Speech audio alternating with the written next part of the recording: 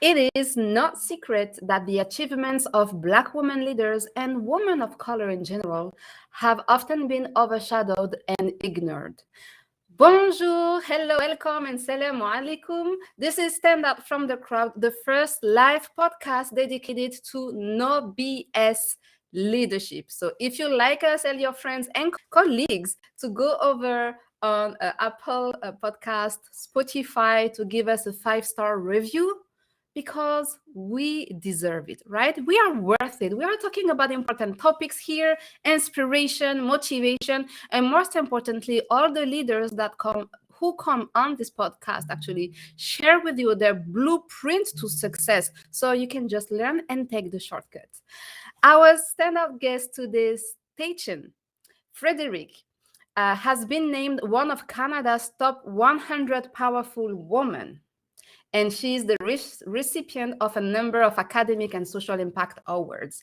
She is a big deal. I'm telling you, people, she is a big deal.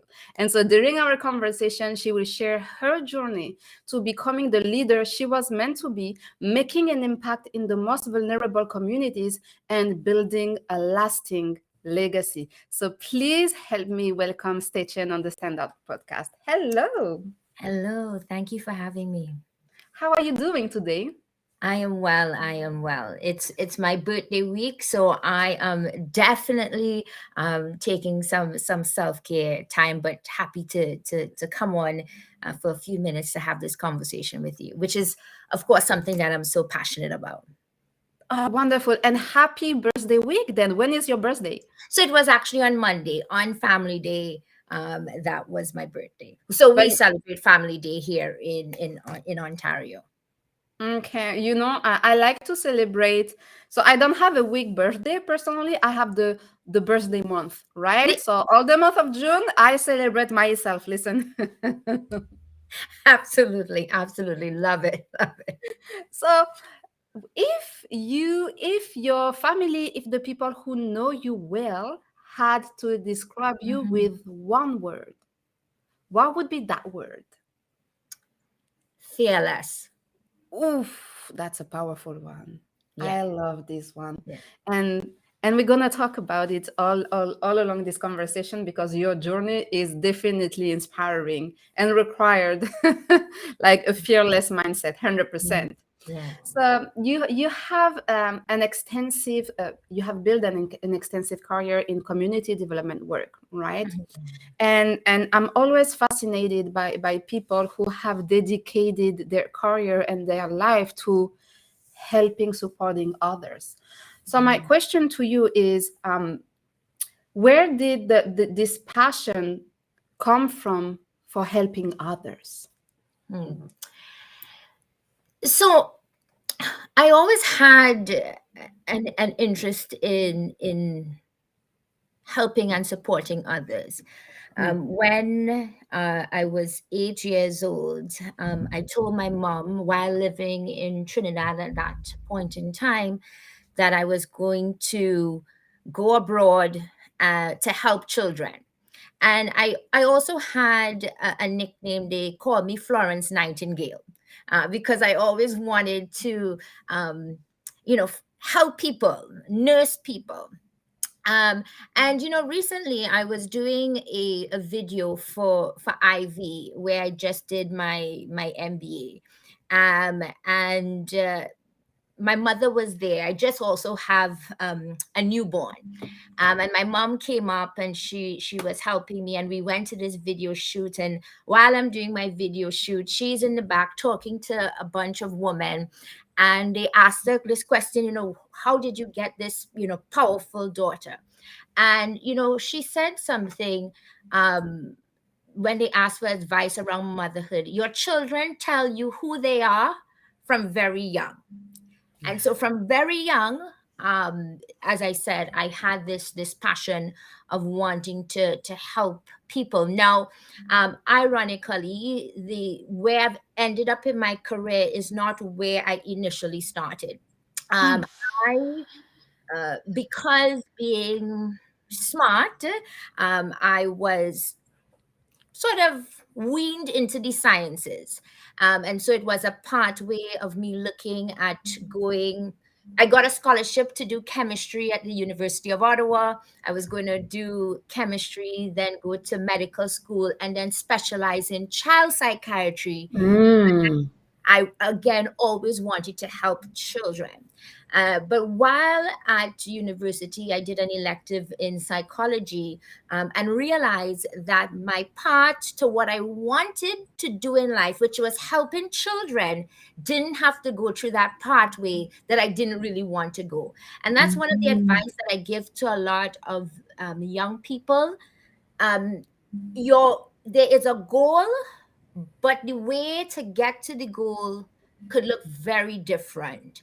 And so, follow your heart, follow your mind, listen to people, talk to a lot of people, connect with various individuals, connect with people like myself, and that people can help you along that journey to find where you would like to be in life. That's very important, and it's a journey actually, right? Because if you're like me, if you are watching, listening to us, and you're like me, like for the longest time, I didn't know what I wanted to do with my life. So, Staten, when I see you and hear you, I'm like, wow. So, since the very young age, she knew what she wanted to do. It was clear to her, right? And I love that. Your work has been recognized over and over again across Canada and overseas. Mhm. Now, as you said, you moved to Canada for as an immigrant, right? Mhm. And I always love to hear the story, from a woman who came here with a dream, with a project, a vision, and ambition, and who were able to materialized it to the point that they are gaining recognition from their peers and from the country they are living in now, that they call home now. Mhm. So can you tell us a little bit more about your journey, like to become a recognized leader in your industry? What was the aha moment or the shift when you realized that, oh, I'm making an impact and this is getting a recognition? Well, as all the awards stand behind me here, um, I never do this work for recognition. And even when I do receive all these recognitions right now, it's really about the platform that I'm able to utilize to speak about the community issues. So, for my thing, what is the use of a platform if you're not able to really help influence change? But to your question about when I realized that I'm such an impactful leader. I'll say there's probably 2 points. It probably was my first award, which it was from Black History Ottawa. It was a community development award, a youth award for my work with young people in the Black community in Ottawa.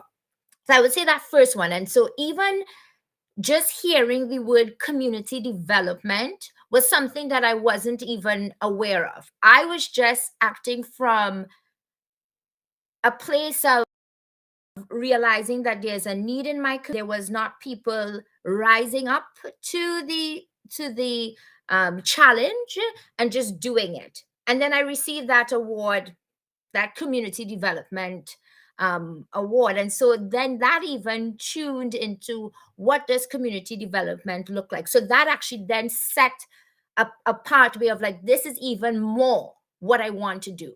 Because again, it went from psychiatry to psychology to community The development and community, yes. and social work, right? And each one is different. So psychiatry is more about medicine. Psychology, you're thinking about the brain biology, the neurons and whatnot. And then you look at community development and social work, which looks more around what's happening with the individual from their environment. And we talk about things such as oppression and societal norms and family dynamics, all those different pieces.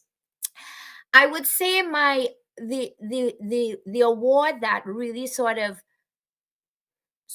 stood home for me was when I received the top 10 woman of worth in Canada by L'Oreal Canada.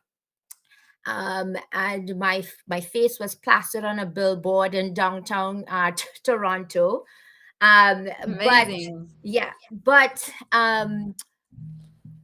a story. I'm always a storyteller. I always have a story.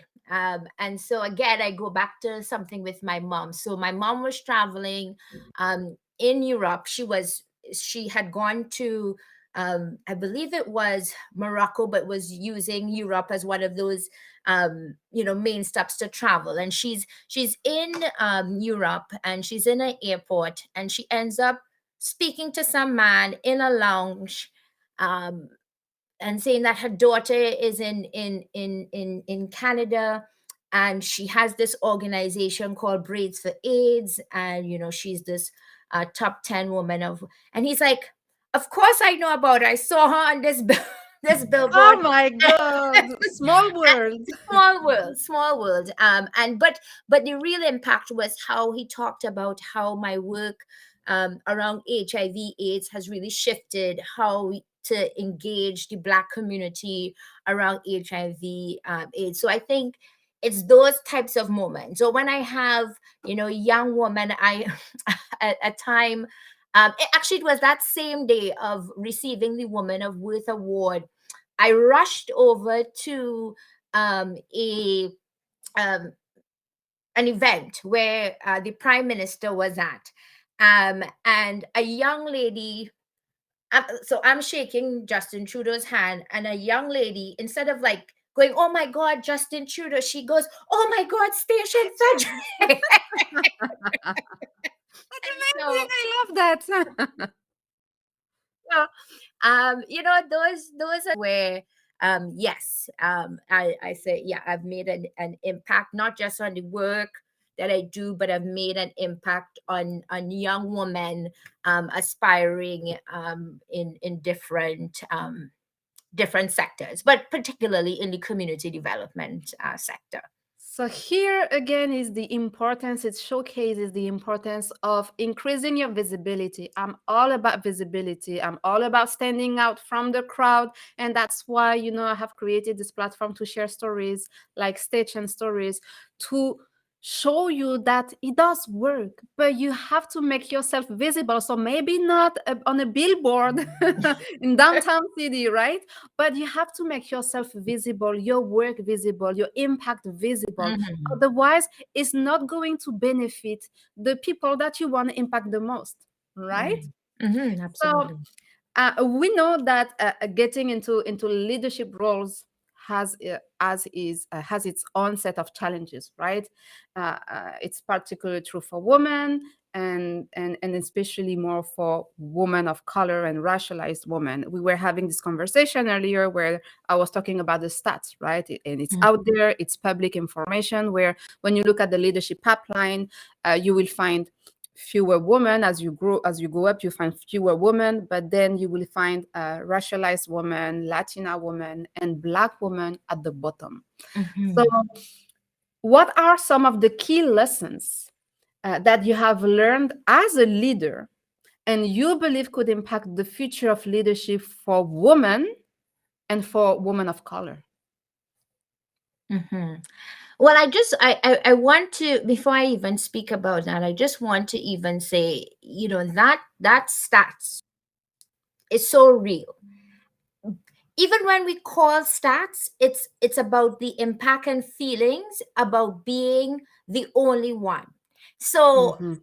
I recently completed my executive MBA at Ivy Business School, and I was the only Black woman in my class, and there was only one other Black person in the class, and it felt very isolating.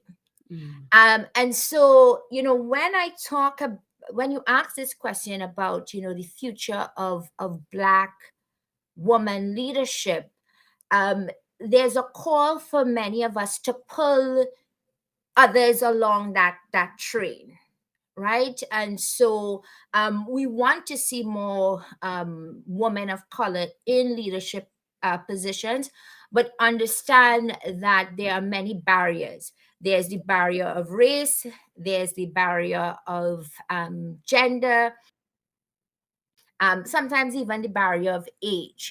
What you see as well for a lot of Black women who have this ambition for leadership, that they try to get into leadership positions very young. And so they meet up with that all additional barrier of age.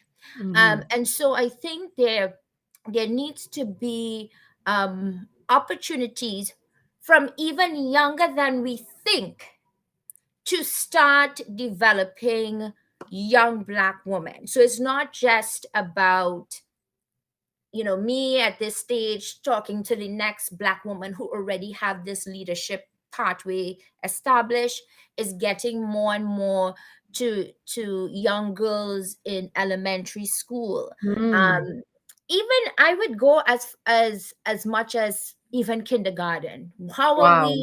How are we engaging? And so someone asked me to, now that I'm a mother, what would I want for my daughter? And it's is those opportunities for her to show those leadership skills. Are you engaging them in, into Montessori, and how are they, perhaps helping to lead activities? So we have to develop our young girls from young. So I would say that piece. Other things that I would say is that never be afraid to be the one to speak up and to Mm. stand out. And you know I can think back of so many, you know um, times in my life where if I didn't say what was needed to be said, that it could have changed and gone into a different trajectory. So, be the one to speak up and stand out, and ensure that change happens. So I go back even again to my business school experience, being the one And only only. Mhm. woman, Black woman. And then, but that was also during the time of George Floyd. And so, it's not okay to just say, okay, this happened to a Black man. What is going to happen to the curriculum that we're now teaching to the future leaders? Are we ensuring that there is diversity and social inclusion topics within the curriculum at Ivy? This is one of the best business schools in Canada. And I'm so thankful that at the time of having of when George Floyd happened, there was an individual in sort of the leadership position at Ivy, Mary Gillett, who really embodies this kindness and wanting to ensure that there's social change as an ally. And that, now that this curriculum has been developed and changed. Imagine people like Mhm. myself and other women who said, racialized women who said no, like this needs to change, and we were able to change an institution. That is huge.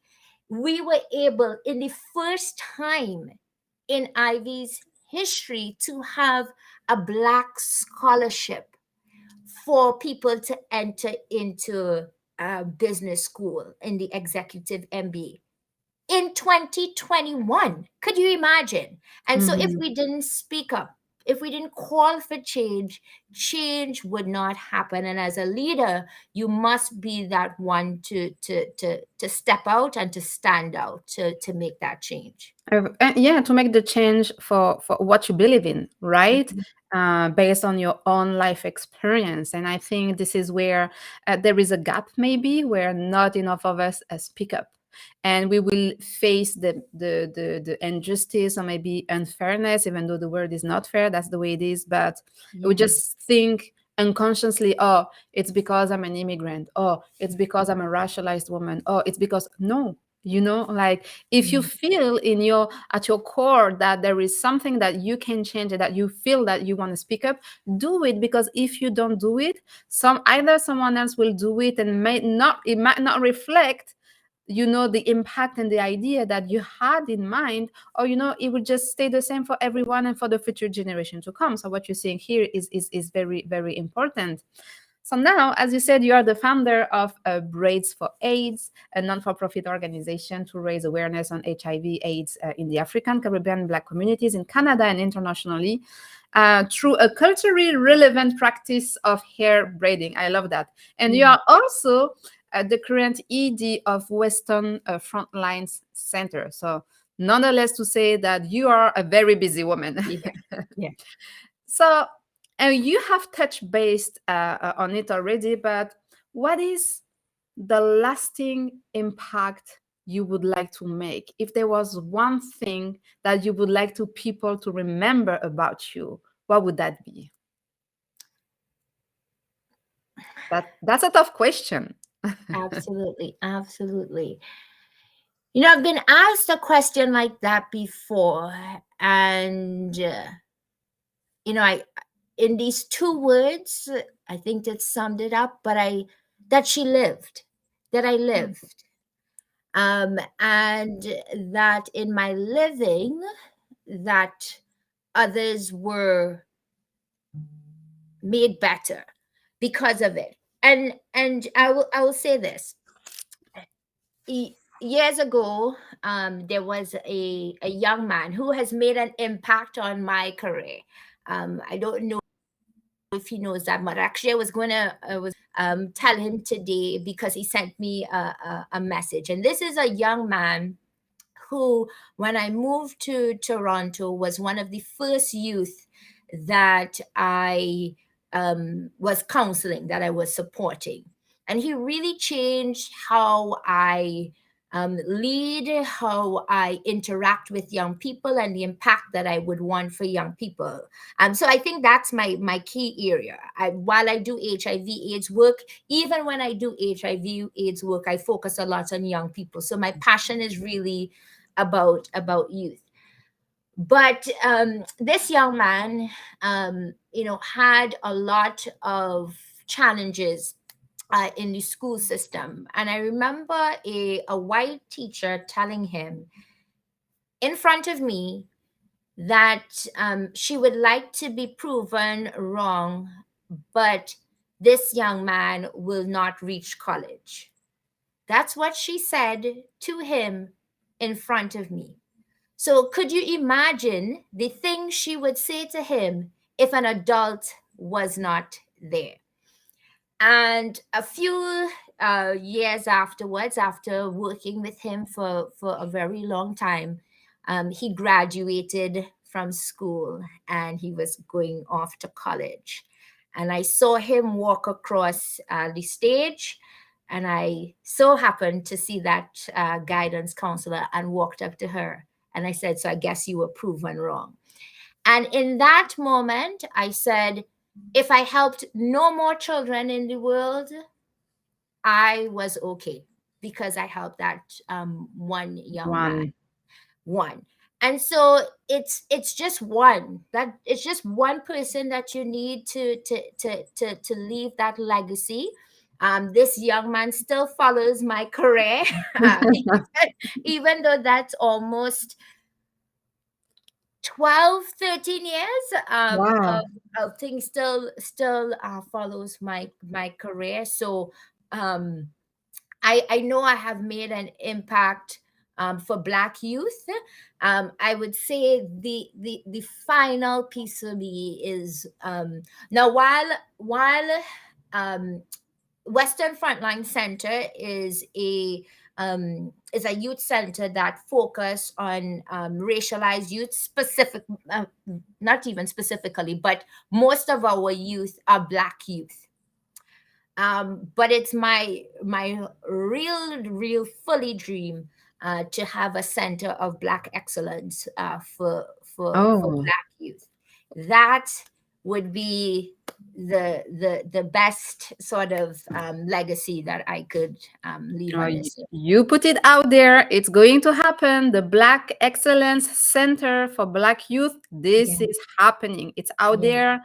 And, yes, I strongly believe in the power of attraction. So it's going absolutely, to absolutely. happen. And anything that I've said that I'm going to do in life, I have done it. So look out. Yeah. So look out, people. Yes. Actually, I want to share a brief story with you because what you're seeing about this young man resonates a lot with me. So I'm French. I was born and raised in France, but I'm from North African background. I'm from originally from Tunisia, and so based on the history of the two countries, I'm the firstborn on my father's side outside of the continent, and so we face challenges, right? Because we are more identified as immigrants, or we are not French enough, if I can say so. Yeah. So that's one of the challenge with immigration in every countries anyway. And so I remember when I was in secondary school. So in France, the system is a little bit different, but you are in your senior school, senior high school.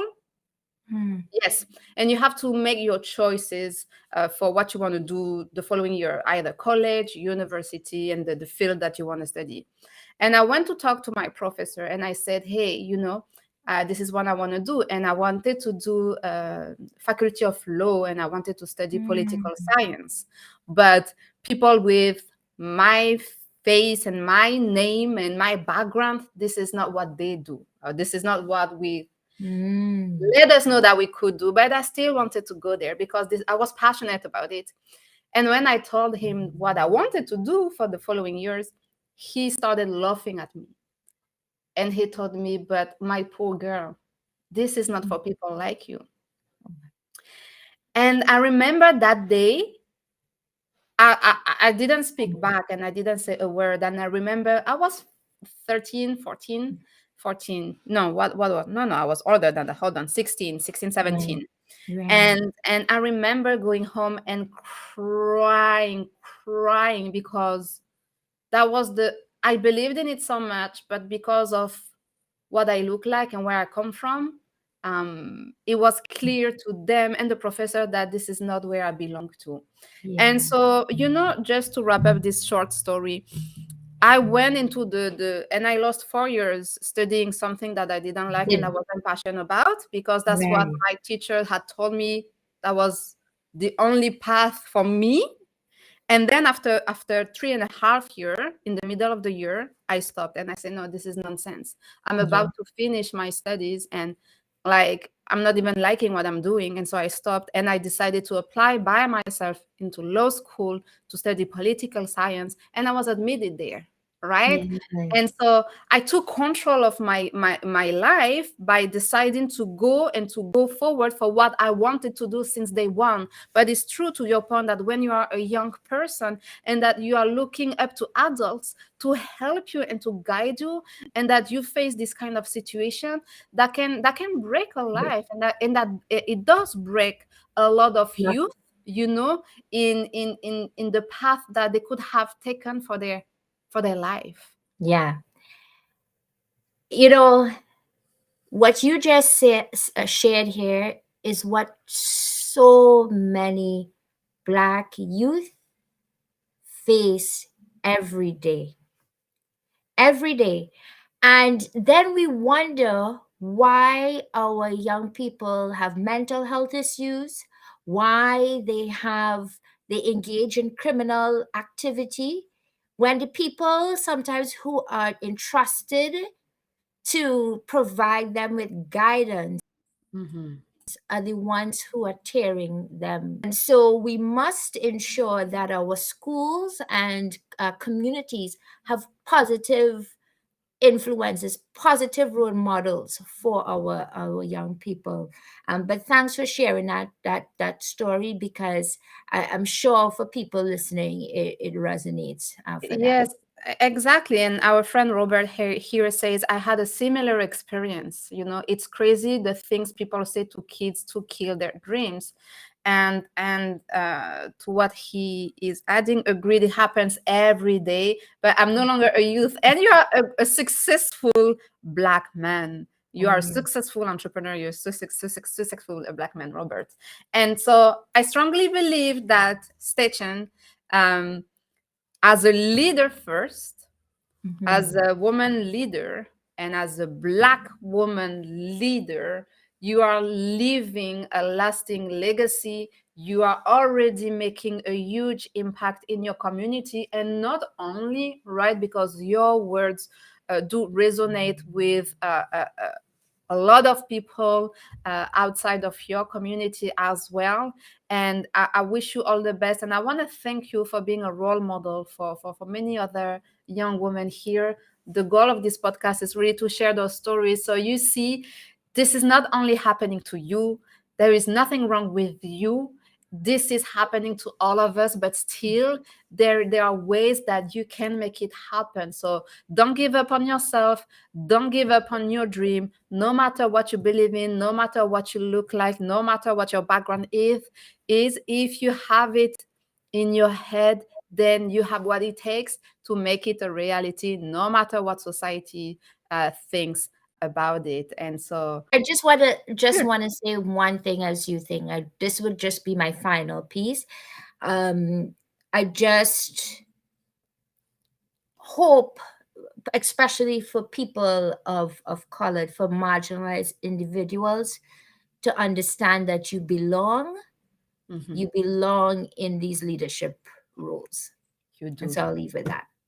And we are waiting for you, and we're here for you. Okay, Yeah. so thank you everyone for watching, for leaving the comments. And I see many of you also are watching here. I hope that you will leave this conversation motivated and inspired. Thank you so much, Stachen, for your time, and for opening your heart and sharing your story with us. That was very inspiring. And I will see you everyone next week for another live episode of Stand Out from the Crowd. You take care, you stay safe, and I will see you soon. Bye bye, everyone. Thank you.